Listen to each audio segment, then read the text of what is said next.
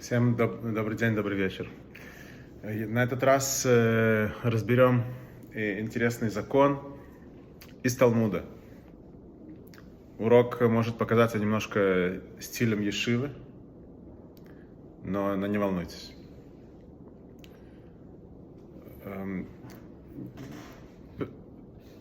Рассмотрим закон. В еврейском законе в Алахе практический закон. Что делать, как выполнять заповеди. У заповедей, то есть когда мы говорим про законы это значит ветки заповедей. Заповедей их 613, в каждой заповеди есть множество законов. И закон называется Алаха. У каждой заповеди есть размеры. В Алахе есть размеры. У всего есть размеры. Физические. Например, когда мы на Суккот строим суку, у суки есть размер минимальный. Минимальная высота 10 кулаков. Кулак это 10 сантиметров. 10-11 по разным мнениям. Ширина стены суки 7 кулаков. Кулаков. Локтей это длиннее. Кулаков. Я с вами говорю про минимальную ширину. Вы скажете, это же очень мало. Да, это минимально. Это минимум. Это данный минимум, данный Алахой. Это теория, это может быть больше теоретически, чем практически. Но в теории, если вы построите такую маленькую будку, и туда поместить один человек, это будет кошерная сука. Это минимальный размер. Дальше, несколько примеров. Размер лулав, который мы трясем на суккот. Минимальная длина позвоночника лулав, не включая листики, которые наверху, 4 кулака, тфахим. Маца, который мы кушаем на ночной Песах, минимальное количество смаслину. Смаслину, на иврите казает, это очень распространенный размер в Алахе. Это выходит 30 грамм приблизительно.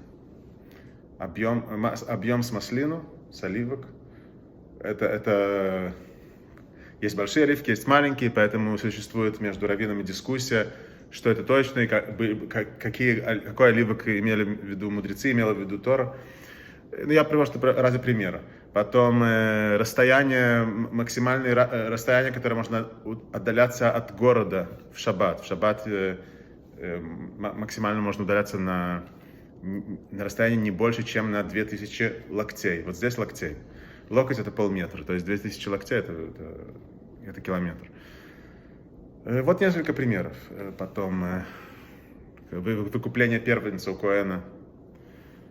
Это заповедь, это 5 слоим. Селя это определенное количество, определенный вес серебра. Мы вычисляем, сколько это в наше время всегда. Тфилин, размер тфилин кубика, 2 пальца на 2 пальца. Шофар, кулак, минимум. Обычно они длиннее, но минимум это кулак. Существуют маленькие шофары тоже.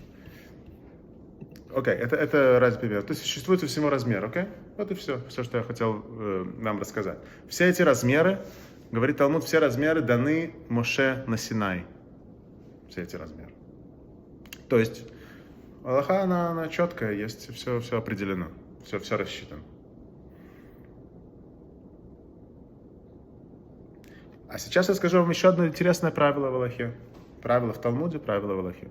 Существует такое правило, которое называется размер исчез. Что такое размер исчез? К примеру, если есть тема, которая называется предметы идолопоклонства. Есть предметы идолопоклонства, есть воскурение идолопоклонства. То есть, например, вот сам в буквальном смысле идол, которому кто-то молится или поклоняется, или картина. Это называется идолопоклонство по самому простому определению. То есть люди делают Бога из чего-то, что не Бог. Это называется идолопоклонство. Теперь, конечно, Тора это запрещает, конечно, это одна из 10 заповедей. Но теперь вопрос, как с ней себя вести. Так по еврейскому закону идолопоклонство и воскурение, все, что его обслуживает, оно запрещено в выгоде. Есть вещи в Аллахе, которые запрещены в выгоде. Запрещено иметь с этого выгоду.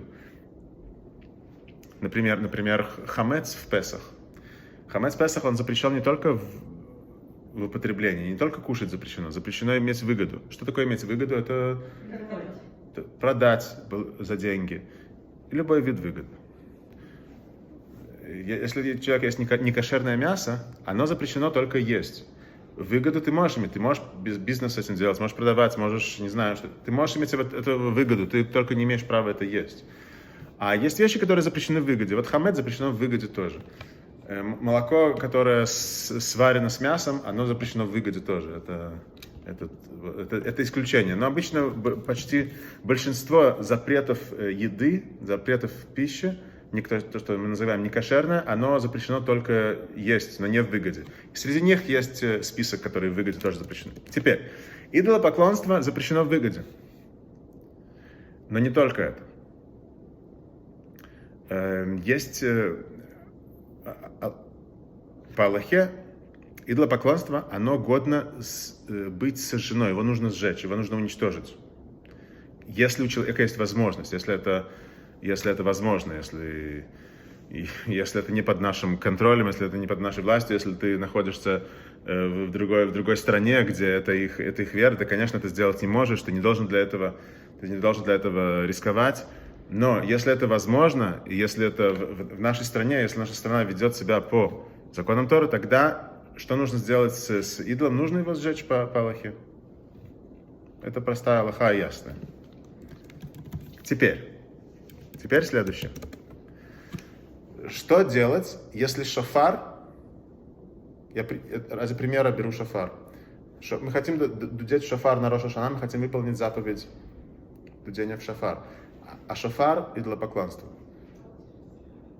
Или ему кто-то из него сделал Бога, или он служил роль воскурения, или роль службы там, в каком-то храме идолопоклонства. То есть шофар – идолопоклонство. Можно дудеть в него? Годен для выполнения мицвы или нет? Нет. Это правильно, нет. Но не потому, что мы подумали бы. Не потому, что тут есть выгода от идолопоклонства, не из-за этого. Вроде как бы из-за этого, но на самом деле не совсем. Почему? Потому что если бы это была единственная проблема, это было бы окей. Потому что есть такое правило в Аллахе, заповеди не даны для выгоды. Заповеди не даны для выгоды. Само правило интересное. Заповеди, это мы выполняем волю Творца, это не для выгоды. Поэтому, если ты используешь даже то, что запрещено в выгоде, для выполнения заповеди, это окей, потому что это не выгода. Но шофар идолопоклонства, он не годен. Почему? Причина другая. Причина, потому что его размер недостаточен. Минимальный размер шофара – это кулак. 10 сантиметров примерно. А в этом шофаре нету 10 сантиметров, даже если он вот такой. Даже если он... Почему?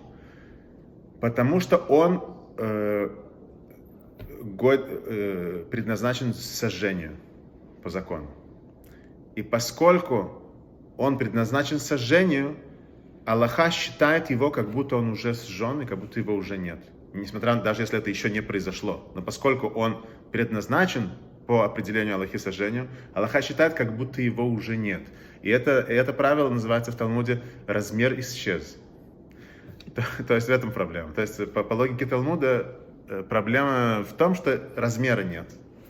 А как мы это определим? Вы говорите, он может быть даже так... Он может быть метр, не важно сколько. Ну, обычно шофар вот такого размера. Как мы это определим? Нет. Как на шофар можно определить? Не, шофар, он шофар. Это предмет, который перед нами. Если он идолопоклонство, он не годен для выполнения мицвы. А как вы определяете? Как? Использовали его или нет? Если я знаю, конечно, что его кто-то использовал. Я не встречал никогда кто делал из шафара идолопоклонство, но, допустим, есть какой-то храм там на востоке, где существует идолопоклонство, допустим, они берут шафар, и они используют его это часть их службы, их музыки, их танцев или не знаю чего. Вот это шафар, он запрещен, я не могу с ним выполнить заповедь на Рош ха-Шана. Почему? Потому что размер исчез. Потому что в нем как бы нету кулака. А почему нету? Вот он же есть. Потому что, поскольку он по Аллахе предназначен сожжению, Аллаха считает его, через очки Аллахи, Аллаха считает его, как будто бы его уже нет. Все. Это логика Талмуда. Это для нас... Предмет назван размером. Вот это я не понимаю. Нет, предмет, размер. У Аллахи свой взгляд на мир. Он не как наш интуитивный. Мы смотрим на шафар идолопоклонства, мы видим шафар. Аллаха смотрит на шафар идолопоклонства, она видит 0. Она его не видит. Она его не хочет. Несмотря на то, что да. он по размерам вроде бы как и подходит. Но он не подходит, потому что он уже испорчен. Он подлежит сожжению. Да. Не может использоваться уже нашей цели. Да, то есть он для интуитивных глаз, человеческих глаз есть. Не можешь, все равно его нет. Да, его нет. Окей, вот такой момент. Теперь я вам рассказал про размеры, я вам рассказал про запрет идолопоклонства, я вам рассказал про правило «размер исчез». Так это называется в Талмуде. Это на арамейском называется «ктутэй мехатет шиурой». Но это никто из нас не запомнит. А теперь расскажу вам еще один закон из законов Шаббата. А потом расскажу еще интересно, и мы начнем разбирать. Мы строим наш урок кирпич за кирпичом. Окей. В законах Шаббата существует запрет, что нельзя переносить предмет больше 2 метров, а точнее больше 4 локтей в общественном пространстве. Шаббат делит пространство на самом деле на 4 категории, но чтобы упростить, я упомяну только 2 самых главных. Шаббат делит пространство на личное пространство и, точнее, частное пространство и общественное пространство. Квартира, здание внутри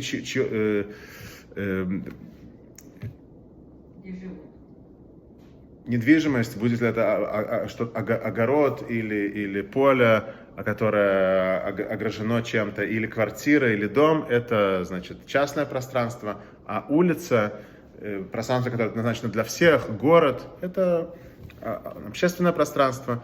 И в шаббат нам нельзя переносить предметы. И чтобы это было возможным по Аллахе, нужно превратить как бы весь город или весь район в частное пространство. В нашем случае, где мы живем здесь, в Вене, не во всем городе, но в значительной территории, допустим, первый район, 1, 3, 2, 20, они ограждены, не весь 20, но большинство 20-го. Допустим, кто живет в 19-м, там это за границами этого ограждения. Здесь мы можем переносить. Почему? Потому что сделали какой-то патент, построили какую-то стену. Это целая наука, как это делается, но, в общем, этот район, он огражден и превращен в частное пространство. Но люди, которые живут в 19-м, например, они не могут, мы не таскаем. Я там живу, я далеко, мы не таскаем. Пока что. Мы планируем тоже это сделать, тоже 19. Тоже сделать то же самое, что и здесь, но мы пока что не таскаем. Я помню годы назад, лет 17 назад, еще не было Ирува в Вене. Никто не таскал. Никто не мог с колясками выйти в шаббат. Это была жизнь не так проста. А сейчас это все облегчает жизнь. Во всяком случае, в шаббат есть частное пространство. Можно переносить предмет, вот это мне можно носить, а на улице нельзя. Итак, есть способ, если есть переулок, который закрыт с 3 сторон, и он находится в общественном пространстве, есть алахический патент превратить его в частное пространство и этим разрешить таскание предметов. И это можно сделать с помощью бокового столбика. Называется в алахе боковой столбик, на иврите лехи. А переводя на русский боковой столбик. То есть у меня улица, с 2 сторон дома, с 3 стороны это какой-то тупик или какая-то перегородка. С 4 стороны я могу поставить боковой столбик. Этот боковой столбик это что-то символическое. Это достаточно, чтобы это было толщиной кулак. Минимальная высота 10 кулаков. Это может быть что-то совсем незаметное. А толщина всякая, даже миллиметр достаточно. И мы сейчас войдем вглубь этой толщины. Окей, это закон про боковой столбик. И теперь вернемся к правилу размер исчез, который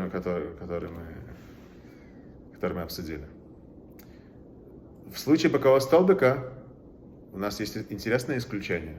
Что тут происходит? Что если этот боковой столбик, это предмет идолопоклонства?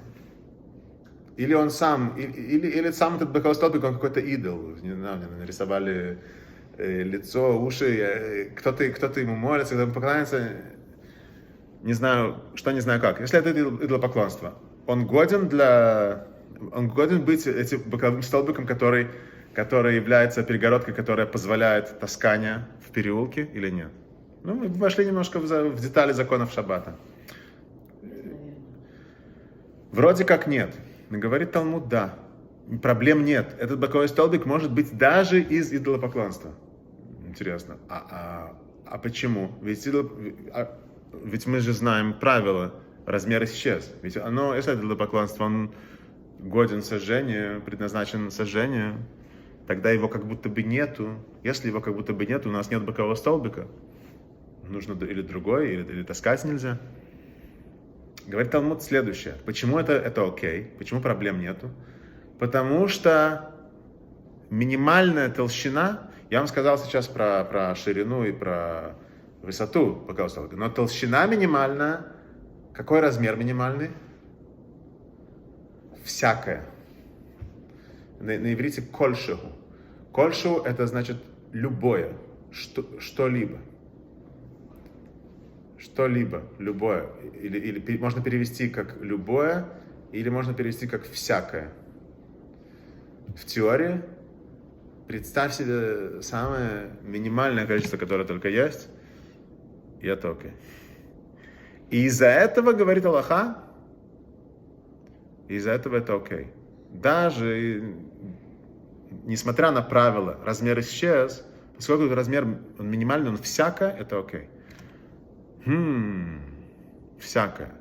Всякое идолопоклонство, это тоже предназначено сожжению.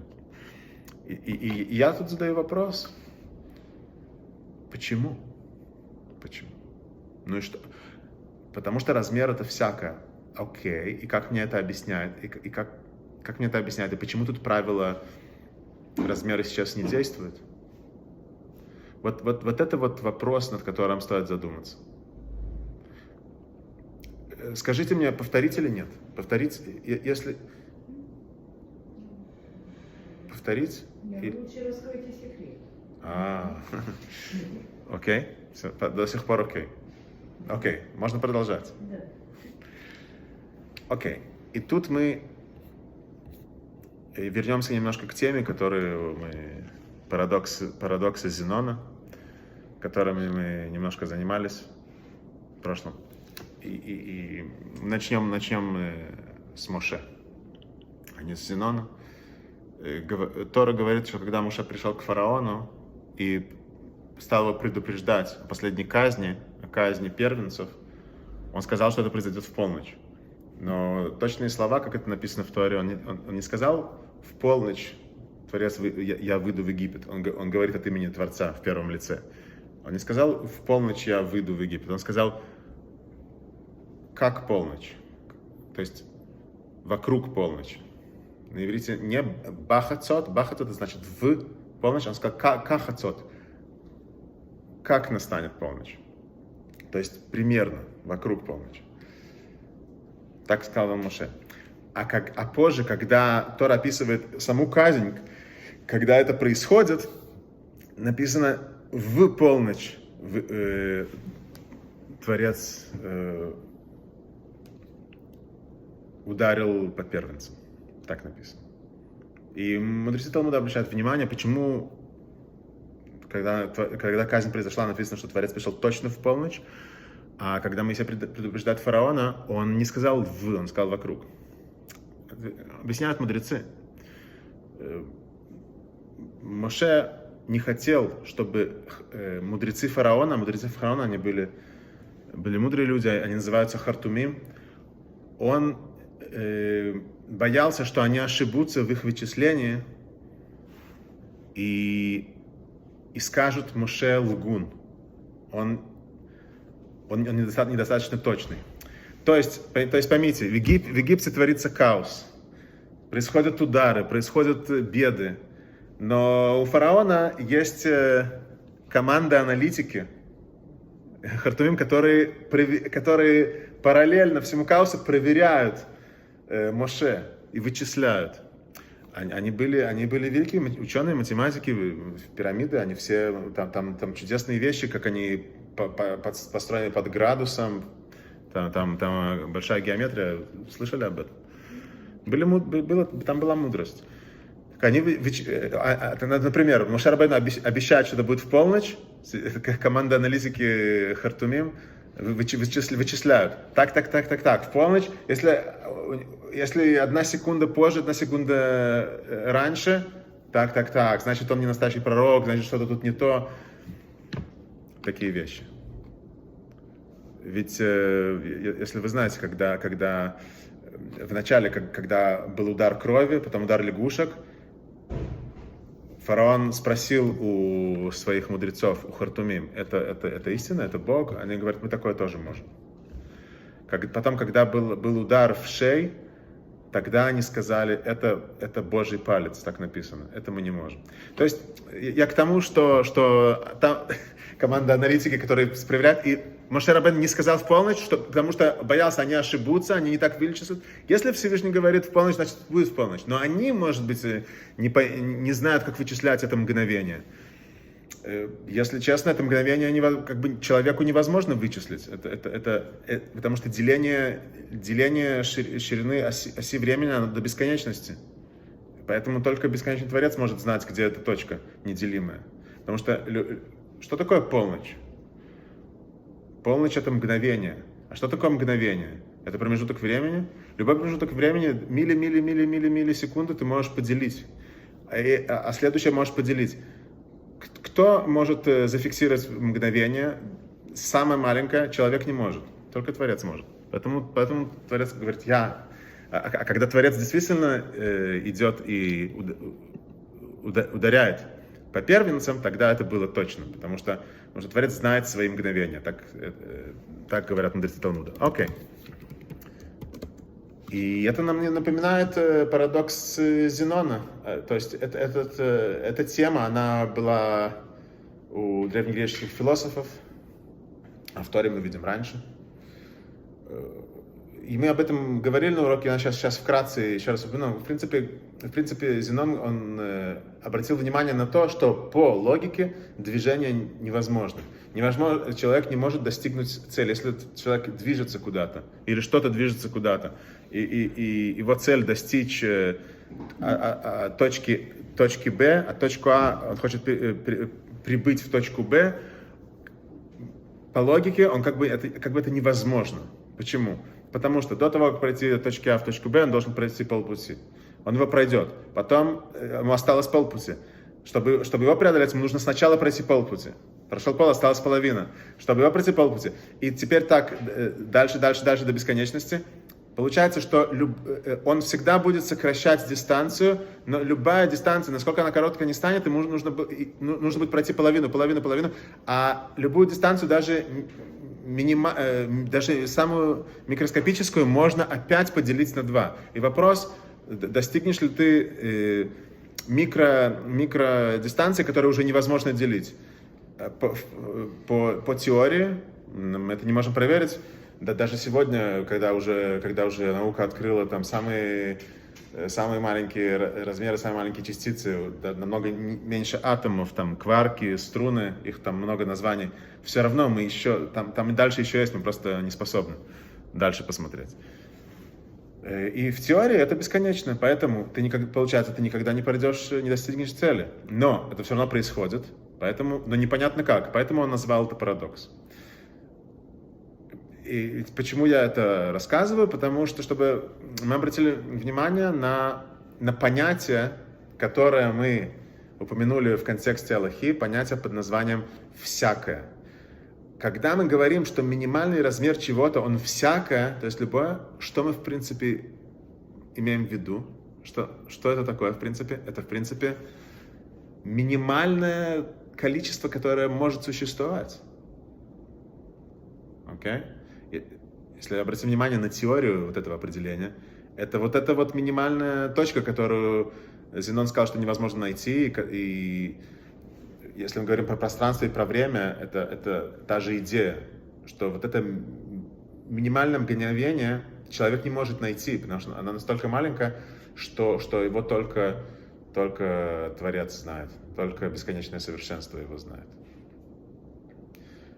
У философов, даже у наших еврейских, у Рабейну Саадия Гаон, это средневековье, это 1200 лет назад, и потом Рамбам, существует дискуссия, существует ли вообще вот эта вот самая маленькая частица. Это вопрос не науки, по крайней мере, на сегодняшний день тоже это невозможно проверить пока что. Это тогда было невозможно, и кажется, сегодня тоже невозможно.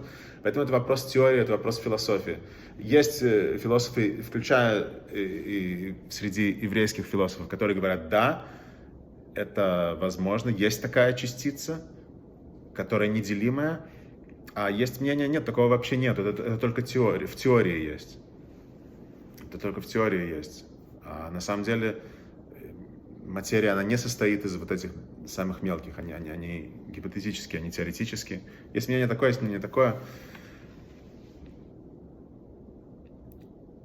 По-любому такое понятие есть. И по-любому человек не может его вычислить, потому что оно маленькое до бесконечности.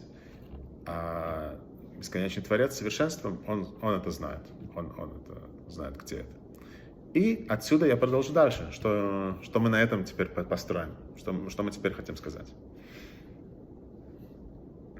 А теперь объясним эту тему по хасидизму. По кабале, по хасидизму. Говорит каббала хасидизм, что в каждой вещи в мире, во всем, что существует, в любом предмете, в любом сотворенном в любом человеке, во всем, что есть, существует, так это называется в каббале хасидизме, существует искра божественности, божественная искра, которая это оживляет. Любая вещь, для того, чтобы она существовала, в ней должна быть сила Творца. Иначе ничего само по себе существовать не может. Ничего само по себе существовать не будет.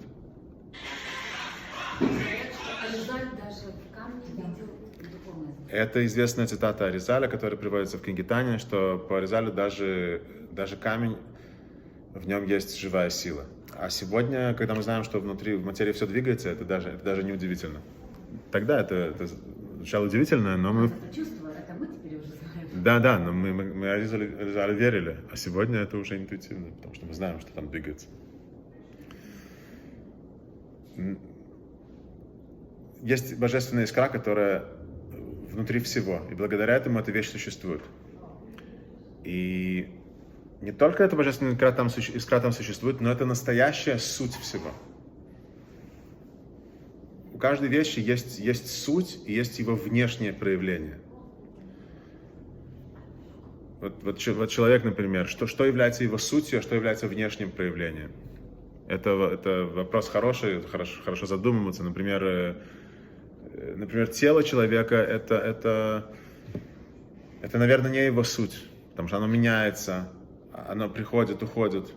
А душа, она была до тела, она в теле, она будет после тела.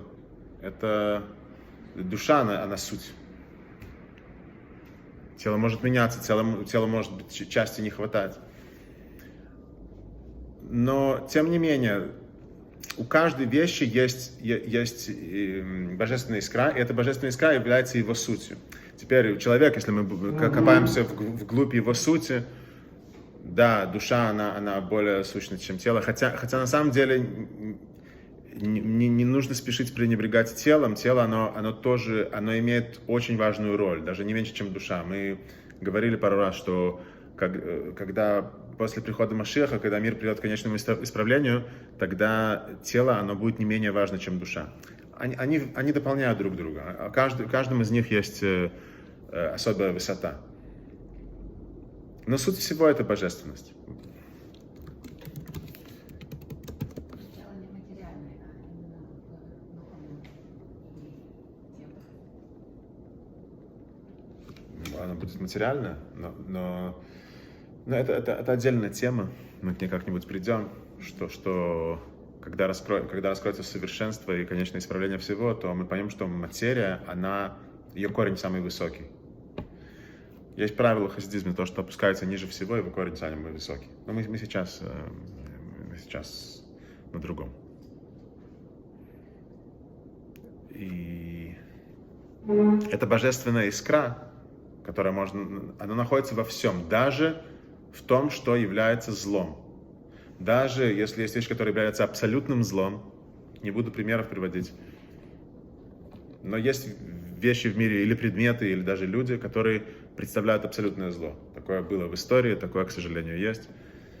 Даже зло, в нем есть божественная искра. Иначе оно бы не существовало. В нем есть цель. Сам факт, что оно здесь находится, оно созидается каждое мгновение, значит, что Творец его делает, значит, что оно должно быть здесь. Здесь ничего самого по себе ведь нет. Получается, что божественность, она суть всего. Теперь, когда мы говорим про зло, иногда в случае зла эта божественная искра настолько скрыта, что мы ее не видим. И поэтому невозможно ее извлечь. Вещи, которые мы видим, что в них есть хорошее, в людях, в предметах, вообще во всем можно найти что-то хорошее. Окей. Так мы находим в нем вот это хорошее, вот это добро, и это является определенным проявлением божественности, которая в этом предмете или в этом человеке.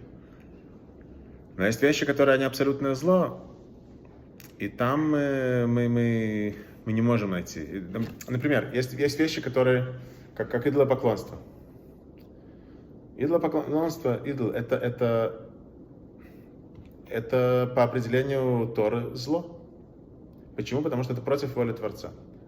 Хорошо и плохо, определение хорошо и плохо по Торе, это соответствует воле Творца или против воли Творца. Okay?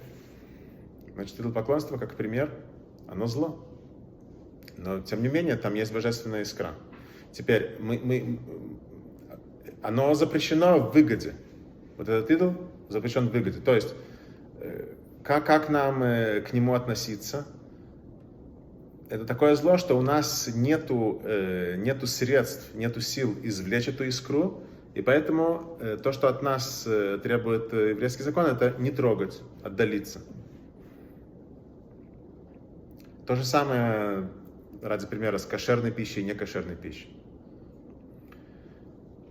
Кошерная еда в еде, вообще по Кабале, сам факт, что человек должен питаться, что он должен есть, это интересный факт. Потому что почему Творец так нас сотворил? Мы могли бы энергию получать другим путем и сэкономили бы время, заботы.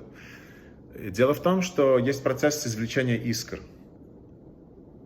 Мы берем вещи, их используем, и их этим исправляем и поднимаем. В этом в животном, или в растении, или в минерале есть искры святости, и когда человек их ест и использует эту энергию для добрых дел, то он поднимает эти искры вверх, к своему корню. Он их исправляет. А вещи, которые не кошерные, что это значит? Это значит, в них искра святости есть, но они настолько скрыты, что ты не сможешь их исправить, ты не сможешь их поднять вверх. Если ты съешь это некошерное, вместо того, чтобы ты поднял эту искру вверх, она тебя опустит вниз. И поэтому Творец сказал, это не трогать, это не есть. Но искра добра, хорошего, то есть божества, она есть во всем. Теперь.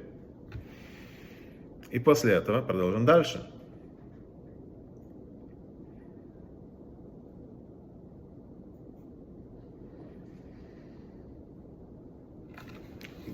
Теперь, если есть предмет, который, он по определению Аллахи, он идолопоклонство, он подлежит сжиганию, то его размер исчез. Почему же тогда в случае нашего бокового столбика, несмотря на то, что он подлежит сжиганию, он все равно годен для использования? А причина, которую нам дает Талмуд, это потому что размер всякое. И теперь обратите внимание на следующее. Эта идея интересная, и это красиво. Если в каждой вещи есть минимальная искра добра, но она есть во всем, ее не может где-то не быть. Не может быть что-то, где ее нет. Если размер минимальный, бокового столбика, он всякое, тогда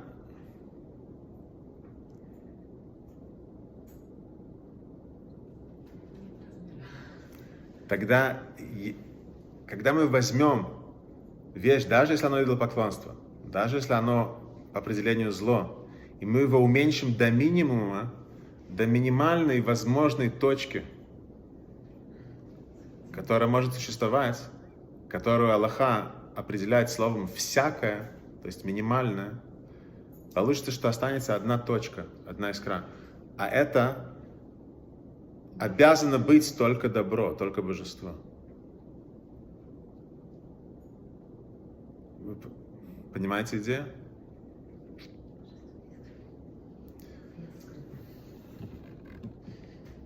Это очень красиво.